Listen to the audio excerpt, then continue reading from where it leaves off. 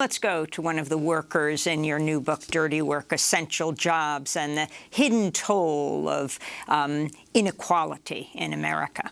Christopher Aaron, a former intelligence analyst for the CIA's drone program, a 2018 article that described his job opened like this, quote, "In the spring of 2006, Christopher Aaron started working 12-hour shifts in a windowless room at the Counterterrorism Airborne Analysis Center in Langley, Virginia.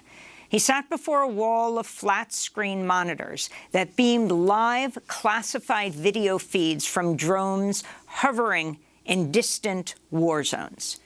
Christopher Aaron joins us now from Tucson, Arizona. Christopher, welcome to Democracy Now!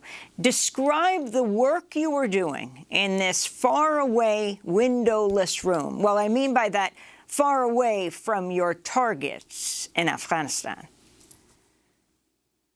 Yes, first of all, Amy, thank you so much for having me on the show today.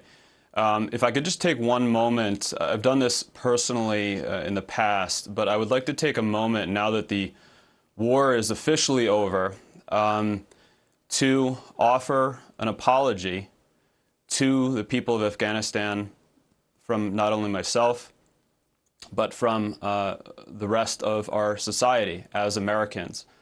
I think there needs to be somewhere in this dialogue a place for the human emotion of what we have all been through, and my words are wholly insufficient to do that, but if anyone is listening on the other side of the planet, we all apologize for what we have just done.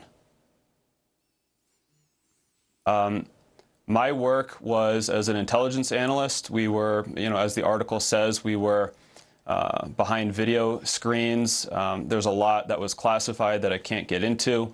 I began my career, working for another intelligence agency, and then transferred over to this fusion cell at the CIA headquarters. This was my career out of college, as a product of the 9/11 generation, and I wanted to do something for my generation that I saw that mattered, where I could do some good to try to help the world. We were behind the screens for 12 hours, 3 to 4 days a week on rotating shifts, all hours of the night and day. After a few months, I had the opportunity to go to Afghanistan, and I served 2 6-month deployments, one in 2006 and then one again 2008 to 2009. And so I was able to see with my own eyes both the human toll, the resource toll of these wars, as well as the fact that the policy of dropping quote-unquote guided missiles at people from remote-controlled airplanes was not allowing us to actually win the war. So all three of those sides of things were failing, in my view. Chris, as the U.S. was pulling out of Afghanistan, and they talk about over-the-horizon capability, precisely what you're talking about, that the troops may not be there on the ground, but drone strikes. Well, in the last days of the U.S. presence in Kabul, that drone strike that killed a family of 10, 7 of them children, some under 5. Your feelings as you watch that unfold? It's just horrific to see this happening as we are withdrawing. I don't want to say this was commonplace throughout my time in the wars, but it certainly happened. For every kill that we had of a quote-unquote extremist or terrorist, it's impossible to say, but there were certainly innocent casualties the entire time. We would often see in the streets the next day, we would be going after one person with a targeted strike, and the next day we would see 2 or 3 coffins being carried through the streets. And there was just this attitude at the time amongst the military or in the intelligence community, like, well, this is the cost of war. This is what we have to do to get the terrorists, the Taliban, Al-Qaeda, etc. But you really start to put the pieces together and look at the cause and effect. And for example, with this drone strike just last week, it's not only the humans that were killed, but it's what about all their brothers? What about their sisters? What about their classmates in school? So whereas maybe you did successfully kill one extremist or one terrorist, you now have 5, 10, 15, 30 new ones to take their place. It's a failing policy. It's as simple as that. And as the war comes to, this chapter of this forever war comes to an end, how representative are you in speaking to your colleagues, the other people who are in that room, if you still do, other soldiers? And the corporate media, they have vet after soldier saying, if we're pulling out now, what did we do this for? Questioning the pullout. But not so much just the critical point of that question. What did we do this for? It's a wonderful question. I began to ask myself that in 2006, and certainly after coming back again in 2008 to 2009, I saw with my own eyes that not only, of course, the wasted resources, the human toll on both sides of the fence, including the soldiers who I worked with who suffered tremendously from PTSD, which is something that I'm passionate about as well. But the loss of areas of control of the country in 2008, 2009, the entire region in southern Afghanistan of Kandahar, this might sound kind of silly, but I had Thanksgiving dinner there in 2006 as we were flying into some of the remote bases. And by 2009, we could not return there. So I was like, wait a minute, you know, we're continuing this war. This is in 2009. We can't go back to a base that we formerly controlled. Why were we there the entire time? You know, there are others. I'm not the only one who has spoken out about this. There's Brandon Bryant, Sean Westmoreland, Lisa Ling, and of course Daniel Hale, who has just been imprisoned just a month or two ago. However, I would say it's few and far between the people. Correct. And there were one or two, you know, pieces in there which were classified. It's something that I'm very careful about. However, you know, that's what they got him for under the Espionage Act.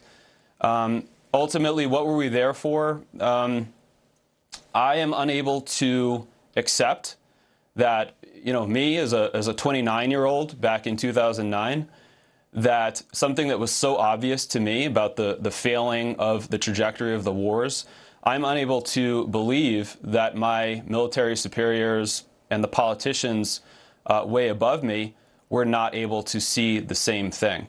And so when faced with those sets of facts, a thinking person has to say, was there not perhaps a policy in play to keep us in a state of war for one reason or another?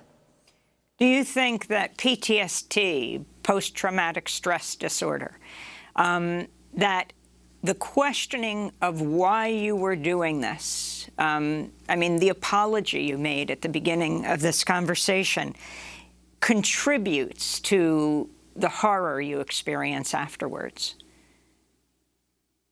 It does, I know, for me. And not only for me, for a lot of other people who I'm in touch with through veterans retreats.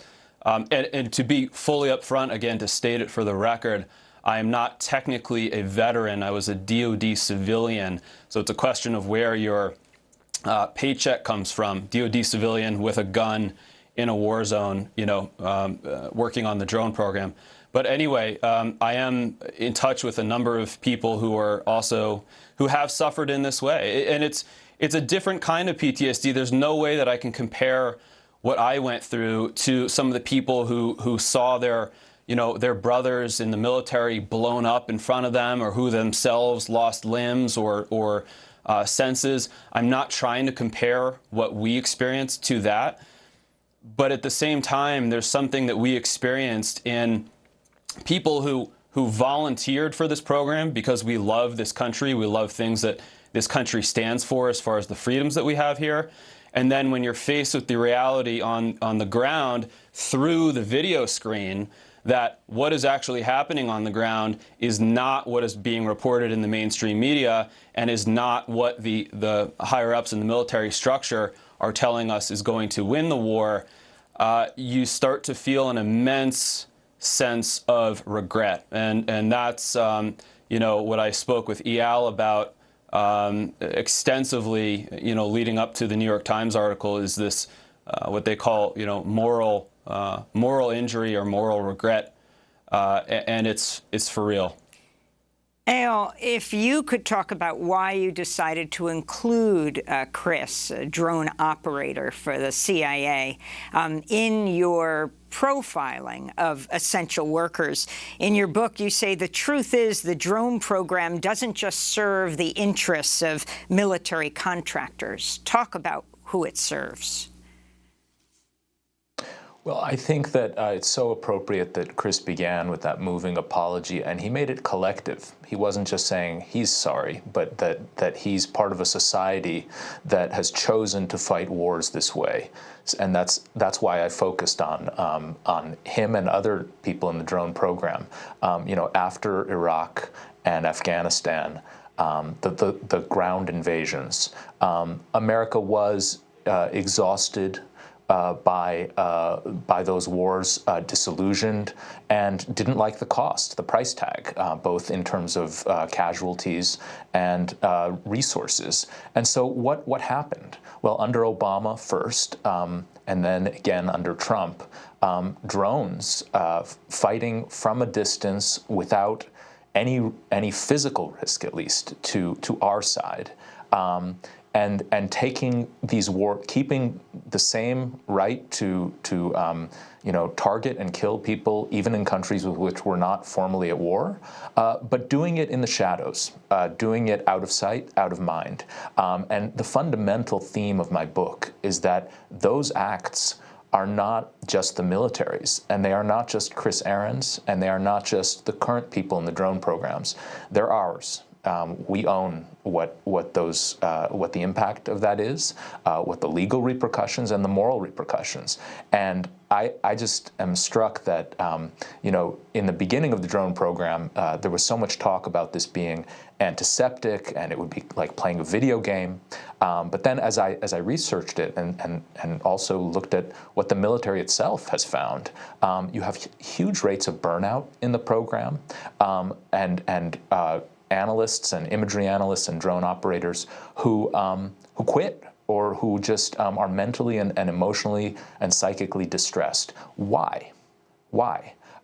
It's not because they evaded roadside bombs in the kind of the sense of injuries and PTSD that soldiers on the ground have had. It's because they're seeing intimately, day after day, shift after shift, violence unfolding on screens from a distance, for which, in some cases, they feel responsible for things that go wrong, for things that, for a strike that happens and they're not sure who was hit. And so this term moral injury kept coming up, not just in what I was reading, but when I actually visited some bases and talked to psychiatrists on those bases. And I think that moral injury, again, doesn't belong just to the people who experience it, who are seeing what is done, but it belongs to all of us, to the society that has decided this is one of the ways we will continue fighting our wars. Finally, very quickly, Chris, were you what many called a joystick warrior? And were these so-called joystick warriors, drone operators, treated differently than soldiers in the battlefield? I was not a joystick operator. We communicated with them directly. There's a whole series of intelligence sources that come together to ultimately decide whether or not a strike will happen, a missile will be launched from the drone, or soldiers will go in. So where I fit in that chain was, as an intelligence analyst, we essentially were providing the raw assessment as to what was happening on the ground. Are there people, so let's say we have the target, who would be, let's say, the extremist, inside a building that we're watching from the drone. And then the military commanders would come to us and say, are there women or children in that building as well? And based on the answers that we would give to them, sometimes a minute later, we would see a bright flash on the screen, and you're then counting how many dead bodies, in fact, do you see, after that strike. So I was not the joystick operator myself, but that information is basically driving what the joystick operator does.